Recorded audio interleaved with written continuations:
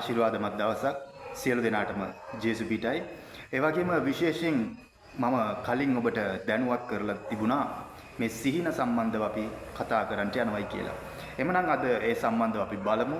ජේසුස් වහන්සේගේ නාමයෙන් ඔබ සියලු දෙනාව අපි පිළිගන්නවා. ඔබ සියලු දෙනාව අපි දේව අභිමුඛයේ රැඳෙන පිණිස විශේෂයෙන් අපි මේ හැම දෙයක්ම ඔබට කතා කරන්නේ දෙවියන් වහන්සේ ගැන, ජේසුස් වහන්සේ ගැන නොඅඳුනන අය, ජේසුස් වහන්සේ ගැන දන්නේ නැති අය ගැලවීම ලබා ගන්නට. මේ ජේසුස් වහන්සේ තුල තිබෙන බලය මොකක්ද? අන් අය තුල තිබෙන බලය මොකක්ද කියලා ඔබ හරි අවබෝධයකට එන පිණිසයි මේ සිහින, ජේසුස් වහන්සේගේ හාස්කම්, බලවත් ක්‍රියාවන්, ඒ වගේ සඵලත්වය, මෙන්න මෙවැනි දේවල් තුලින් ජේසුස් වහන්සේ මොකක්ද කියන්නේ කියා ඔබට කතා කර ඔබ අවබෝධයකට ලක් වෙන එක තමයි අපේ අරමුණ. ඒකයි උන්වහන්සේගේ අරමුණ. එමනම් අද දවසේ අපි කතා කරන්නට යනවා විශේෂ මාතෘකාවක්. මේ මළගිය ඥාතින් අපේ සීනෙන් පැමිණෙනවා. අපිට ආරක්ෂාවක් වෙලා මෙයාලා ඉන්නවා. අපිට උදව් කරනවයි කියලා කියන බොහෝ පිරිස් මට හමු වෙනවා. මේ ළඟදි හමු වුණා. එමනම් මේ මළගිය ඥාතින් සීහිනෙන් පැමිණෙන්න පුළුවන්. මේ මළගිය ඥාතින් එන එක යහපත්ද? මේ මළගිය ඥාතින් ගැන මරණියටපත් වුණ කෙනෙක් ගැන දෙවියන් වහන්සේ මොනවද කියන්නේ කියලා අපි බලමු. බොහෝ අය මට කියනවා, පාස්ටර් අපි දකිනවා අපේ මළගිය ඥාතින් තාත්තා යම් කිසි කෙනෙක් පැමිණෙනවා, මා සමග වාඩි වෙලා ඉන්නවා, මා සමග කතා කරනවා, මා සමග හැසිරෙනවා, අපිට යම් කිසි දේවල් පවසනවා, වෙන්න තියෙන දේවල් කියනවා, ඒ වගේම සිදු වුණ දේවල් ගැන කතා කරනවා. මේක ඇවිල්ලා ගැඹුරු කාරණාවක්. ඒකෙන් මම ඔබට පොඩි අදහස් ටිකක් පමණක් දෙන්නම්. මොකද මේ සම්බන්ධව කතා කරන්න ගියොත් මේක විශාල කාරණාවක්. අර යම් කිසි අයට අවබෝධයක් වෙන පිණිස පමණක් පොඩි දේවල් පමණක් මම කතා කරන්නම්. මේ අනුව සැකයක් තියන අයට කමෙන්ට් කරන්න පුළුවන්, කතා කරන්න පුළුවන්, මේ සම්බන්ධව විමසන්න පුළුවන්. අහන හැම ප්‍රශ්නයකටම උත්තර දෙනු ලැබේ. මොකද මේ දේවල් මගෙන් පැමිණෙන දේවල් නොවේ, උත්තර නැති වෙන්න මේක දෙවියන් වහන්සේගෙන් පැමිණෙන දේවල් නිසා ඔබේ සියලු ප්‍රශ්නවලට දෙවියන් වහන්සේ උත්තර සපයන්නට යනවා. එමනම් අපි බලමු එක බයිබල් පදයක්. ද්විතීය කතාවේ 18 වෙනි පරිච්ඡේදයේ 11 වෙනි පදය හා 12 වෙනි පදය. මතුරන්නෙක්වත්, ආත්ම බන්ධනය කරන්නෙක්වත්, අනවින කාරයෙක්වත්, මලවුන්ගෙන් විචාරණය කරන්නෙක්වත් නුඹලා අතරේ නොසිටීවා. මක්නිසාද මේ දේ කරන කවරෙක් නමුත් ස්වාමින් වහන්සේට පිළිකුලක්ය. මේ පිළිකුල් නිසා නුඹේ දෙවි වූ ස්වාමින් වහන්සේ නුඹ ඉදිරියේත් ඔවුන් පන්නා දමන සේක. මේ මළගිය ඥාතීන් අප සමග සම්බන්ධ වෙන එක, අප සමග හැසිරෙන එක දෙවියන් වහන්සේ පිළිකුල් කරනවා. දෙවියන් වහන්සේ මේ දේවල් එපා කරනවා. හේතුව මේ ඌනියම් බන්ධන කොඩිවින කරන අය මේ යක්ෂ ආත්ම සමග සහ මළගිය ප්‍රාණාත්ම සමග සම්බන්ධ වෙලා මේ මරුණා වූ ආත්ම අල්ලගන්න පුළුවන් ආත්ම අල්ලගෙන මෙන්න මෙවැනි දේවල් කරනවා. මේ ආත්ම මළගිය ප්‍රාණාත්ම අල්ලන්නට බෑ. මොකද ඒක ජේසුස් වහන්සේ තුල තිබෙන වෙනම කතාවක්. ජේසුස් වහන්සේ පිළිගත්තා හෝ නොපිළිගත්තා මැරිච්ච මළගිය සියලු දෙනාගේ ආත්ම උන්වහන්සේ තබා තිබෙන ස්ථානවල තමයි ඒක තිබෙන්නේ. නමුත් ඔවුන් තුල තිබුණා වූ, ඔවුන් තුල සිටියා වූ ඒ පෙරේතාත්ම යම් කිසි දේවල් මෙයාලට දන්නවා මේ මළගිය අයගේ ස්වභාවය කුමක්ද කියලා, කොහොමද ඇසිරෙන්නේ කියලා. එතකොට මේ අයව සම්බන්ධ කරගෙන තමයි මේ දේවල් කරන්නේ. තවත් බයිබල් පදයක් අපි ඔබ ඉදිරියේ තබන්නට යනවා. ලේවි කතාව 19 වෙනි පරිච්ඡේදයේ 39 වෙනි පදය. ආත්ම බන්ධන කාරයන් දෙසටවත් ශාස්ත්‍රකාරයන් දෙසටවත් නොයරෙල්ලා. ඔවුන්ගෙන් අපවිත්‍ර නොවන පිණිස ඔවුන් සොයා නොයල්ලා. මම නුඹලාගේ දෙවි වූ ස්වාමින් වහන්සේය. මෙන්න මේකත් අදාළ වෙනවා. එතකොට මේ මළගිය ඥාතීන් සමග සම්බන්ධ වෙන එක මෙයාලගෙන් යම් කිසි දේවල් අපි විමසන එක මෙයාලා කියන විදියට අපි වැඩ කරනකොට අපේ ආත්මික ජීවිතය පවා බාධාවකට ලක් වෙනවා. අපේ ආත්මික ජීවිතය බිඳ වැටෙන්න පටන් ගන්නවා. මෙන්න මේ හේතු කාරණා නිසා දෙවියන් වහන්සේ පිළිකුල් කරනවා. දෙවියන් වහන්සේ එපා කරනවා මළගිය ආත්ම සමග සම්බන්ධ වීම. තවත් බොහෝ කාරණාවන් තියෙනවා. එතකොට මේ මළගිය ආත්ම ඔබේ සීනෙන් පැමිණෙන එක එච්චර යහපත් දෙයක් නොවේ. යහපත්ම දෙයක් නොවේ. ඒ නිසා මේ මළගිය ප්‍රාණාත්ම දකින්න විට අපේ ජීවිතයට අපේ ශරීරවලට මොකද්ද සිදුවෙන්න යන්නේ කියලා අපි බලමු. විශේෂයෙන්ම මෙයාලා අපිට පෙනෙනවයි කියන්නේ අපේ ලිංගික ජීවිතය අශුද්ධ භාවයක් බවට පත් වී මේ කාලේ අපි දකිනවා වගේ සමලිංගික සේවයන් ඒ වගේම විවිධාකාර අයත් එක්ක දකින්න කෙනත් එක්ක ලිංගිකව ඇසිරෙන්න තෘෂ්ණාවෙන් බලන්න තෘෂ්ණාව සිතක් තුල ඇසිරෙන්න මොවුන් අපිව පොළඹවනවා. දෙවියන් වහන්සේ කියනවා නුඹේ සිත ආරක්ෂා කරගනින්න මක් නිසාද එයින් ජීවනය නික්වෙන්නේ කියලා. ඒ වගේ ශරීරයේ පානය ඇස මේ ඇසින් අපි දකින්න දේ ගැන පරිස්සම් වෙන්න කියලා දේව වචනේ කියන. එතකොට මේ දේවල් විනාශ කිරීම තමයි මේ ආත්ම කරන දේවල්. ඊළඟ ආත්මික දැනුම ආත්මික ආශිර්වාදය අපේ ශරීරයෙන් අපේ නිවසෙන් පිටත් වෙලා යනවා. ඒ වගේම මේ ලිංගිකව වැරදි විදියට ඇසිරෙන ආත්මයට ඉංග්‍රීසියෙන් කියනවා spirit of lust කියලා. නිසා මේ සම්බන්ධව අවබෝධයක් තියෙන අය මේක දන්නවා. අවබෝධයක් නැති අය මේ ගැන තව පොඩ්ඩක් සොයා බලන්න. ඔබට යම් කිසි සැකයක් තිබෙනවා නම් කමෙන්ට් කරන්න පුළුවන්. මාව සම්බන්ධ වෙන්න පුළුවන්. ඔබට තිරේ පල්ලෙයන් WhatsApp number ඒ වගේම හැම දෙයක්ම ඔබට පෙනේවි. විශේෂයෙන් අපි බලන්න යනවා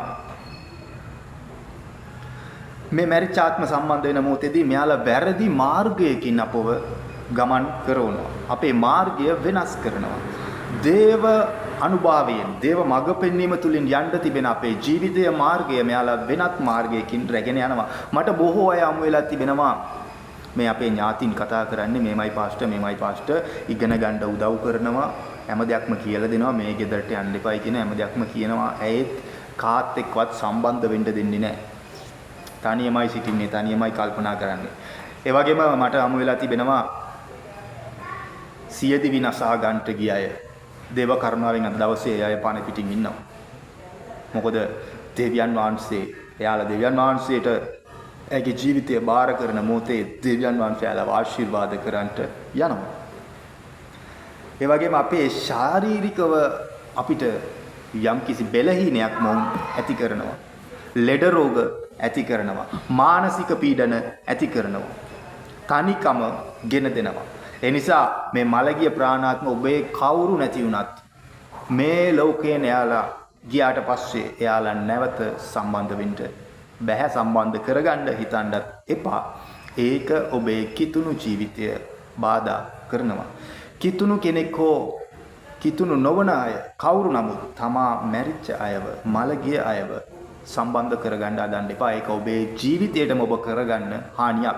දෙවියන් වහන්සේ ඔබේ ජීවිතයට දුන්නා වූ බලවත් ක්‍රියාවන් කරන්න පුළුවන් වූ ඔබේ ජීවිතය නැති කරගන්න යන ඔබ යක්ෂයාට විවර කරන දොරටුවක්.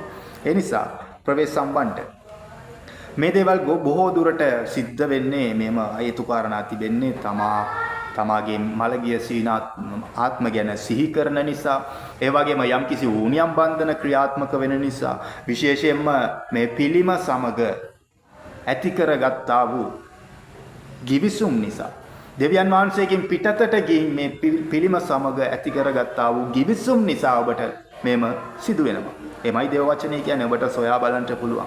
මම ඔබට කිව්වා යම් කිසි දේවල් පමණයි කතා කරන්න යන්නේ කියලා. විශේෂයෙන්ම මේ ගිවිසුම් කියන්නේ අපිට දරුවෙක් ලැබෙන්න ඉන්නවා. යම් කිසි කෙනෙකුට හෝ දරුවෙක් ලැබෙන්න ඉන්නවා මොකක් හරි ප්‍රශ්නයක් තිබෙනවා දරුවා ලැබෙන්න බාධා තිබෙනවා. මෙවැනි දේවල් තියෙනකොට බොහෝ මිනිස්යන් ගිහිල්ලා පිළිම ඉදිරියේ යම් කිසි කිවිසුමක් ඇති කරගන්නවා මේ දරුවා යහපත් විදියට ඉපදුනොත් මම මේ විදියට කරන්නම් දානමාන කරන්නම් පින්කම් කරන්නම් බොහෝ දේවල් කියනවා. මේ දේවල් කිව්වට පස්සේ ඔබ දන්නවද මෙවැනි ආත්ම ඇවිල්ලා අප සමග කතා කර තිබෙනවා. අත තබලා යාඥා කරන මිනිසයන් තුල තිබෙන මේ ආත්ම කතා කරලා තිබෙනවා. මගේ අම්මා, මගේ තාත්තා, මගේ ආච්චි, මගේ සීයා, මගේ නැන්දා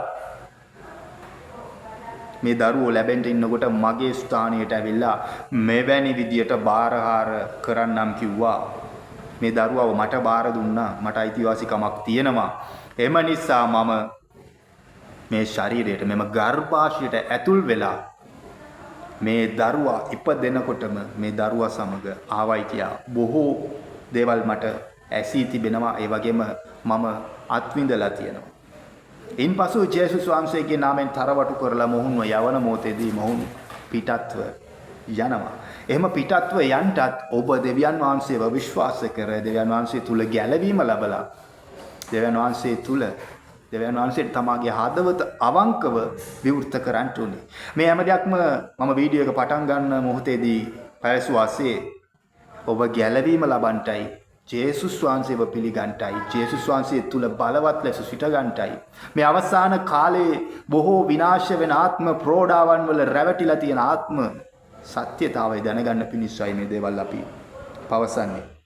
එතකොට මේ දේවල් ගැන අපි මේ බලය කඩා බිඳා යාඥා කරන මොහොතේදී ජේසුස් වහන්සේගේ ලේවල තියෙන ඒ බලය නිසා සියල්ල නිදහස් වෙන්න යනවා. එතකොට මේ ආත්ම අපේ ජීවිතයට පැමුණුණු මොහොතේදී තවත් එක දෙයක් මොහොන් අපිට කරන්න දෙන්නේ නැහැ. යාඥා කරන්න බෑ, දේව වචනය කියවන්න බෑ, निराහාරව ඉන්න බෑ. කොයි මොහොතේදී අලසකමක් දැනෙනවා. ඇඟට වේදනාවක් දැනෙනවා. ඒ වගේම දැන් යාඥාව කරන්න එපා, පසුව කරමු කියලා කල් දාගෙන යනවා මෙම යාඥාව. මේ යාඥා ජීවිතය ඔබෙන් වටලම දානවා. ඒ නිසා බොහෝ ප්‍රවේශම්වන්ට අපි නින්දට යාමට ප්‍රථමයෙන් සෑම දවසකම අපේ ආත්මය, ප්‍රාණය, ශරීරය ජේසුස් වහන්සේගේ ලේවලෙන් පවිත්‍ර කරමින් ජේසුස් වහන්සේට බාර වෙලා නිදා ගන්න. ඔබේ සිහින මණ්ඩලය දෙවියන් වහන්සේට බාර දෙන්න. එවිට ඔබ බේරෙන්න යනවා. ඔබ කිතුණුෙක් හෝ කිතුණු නොවන කෙනෙක් වෙන්න පුළුවන්. සියලු දෙනා දෙවියන් වහන්සේගේ දරුවෝ. සියලු දෙනාට දෙවියන් වහන්සේ ආදරේ, සියලු දෙනාට දෙවියන් වහන්සේ ආශිර්වාද කරනවා.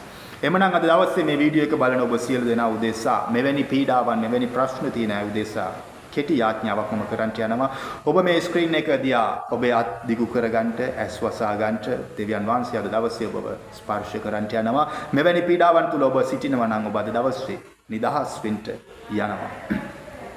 හලෙලූයා. ජීවමාන පියාණනි, ජේසුනි අද දවසේ මම ඔබට ස්තුතිවන්ත වෙනවා. විශේෂයෙන්ම යාඥා කරනවා ස්වාමිනී මේ මළගිය ප්‍රාණාත්ම තුල යම් කිසි අය සම්බන්ධ වෙලා ඉන්නවද? මේ මළගිය ප්‍රාණාත්ම මොවුන්ගේ ජීවිතය තුළට පැමිණ ස්වාමිනී ලෙඩ රෝග කරනවද, බාධා කරනවද? මොවුන් වහන්සේ තුල තබා තිබෙනම මාර්ග වෙනස් කරන්නට හදනවද? මොවුන්ගේ ස්වාමිනී මරණීය මාර්ගයේ රැගෙන යනවද? ජේසුස් ක්‍රිස්තුස් වහන්සේගේ නාමයෙන් අද දවසේ සියල්ලම තානම් කරමින් තරවටු කරනවා. අද දවස් පටන් යක්ෂයන් නුඹලාට මේ ජීවිත කෙරෙහි කිසිදු අයිතිවාසිකමක් නැති බව මම ජේසුස් ක්‍රිස්තුස් වහන්සේගේ නාමයෙන් ප්‍රකාශ කරනවා. ජේසුස්ගේ වහන්සේගේ දිව්‍යම ලේවලින් මේ සියලු දෙනා වසා ආරක්ෂා කරන්නට සුදාත්මනේ වහන්සේගේ ගින්න දැන් එම ස්ථානයේ ක්‍රියා කරන්නට මම යාඥා කරනවා. ඔබ සියලු දෙනා ස්වාමිනී මේ සියලු දෙනාව වහන්සේ ආශිර්වාද කරමින් වහන්සේගේ බලයෙන්, ප්‍රේමයෙන් පූර්ණයෙන් පරිපූර්ණ කරන්නට ස්වාමිනී මොවුන්ට විරුද්ධව ක්‍රියා කරන ඌනියම් බන්ධන කොඩවින මලගිය ප්‍රාණාත්ම තුල තිබෙන සියලුම බාධාවන් දැන් ජේසුස් ක්‍රිස්තුස් වහන්සේගේ නාමයෙන් මම බැඳ දමනවා. ස්වාමිනී වහන්සේ ක්‍රියා කරන්නට, ඔබ වහන්සේ මේ සියලු දේවල් වෙනස් කරන්නට පියාණනි මේ සියලු දෙනාගේ ආත්ම ජීවිත වුන් වාසය කරන නිවස් භූමි කරන රැකියාවන් සියල්ල ඔබට මම බාර කරනවා. ජේසුනි ඔබ වහන්සේ ක්‍රියා කරන්නට ජේසුස් ක්‍රිස්තුස් වහන්සේගේ බලවන්ත වූ නාමයෙන්. ආමේන්, ආමේන්, ආමේන්. එමනම් මේ වීඩියෝ එක බලපු ඔබ සියලු දෙනාටම යහපත් දවසක් වේවා. නැවත බොහෝ සීන ගැන අපි කතා කරන්නට යනවා. යම් කිසි අයට පෙනෙන සිහින තිබෙනවා නම් කමෙන්ට් කරන්නට. ඔබේ යාළු මිතුරන් යම් කිසි කෙනෙක් සමග මේ වීඩියෝ එක බෙදා ගන්නට ඔවුන් අවබෝධයක් නැතුව සිටිනවා නම් මේ වීඩියෝ එක ෂෙයාර් කර ඔබත් දේව ආශිර්වාදය ලබා ගන්නට. එවනම් නැවත ඔබව අමු වෙන තෙක් සියලු දෙනාටම ජේසු පිටයි.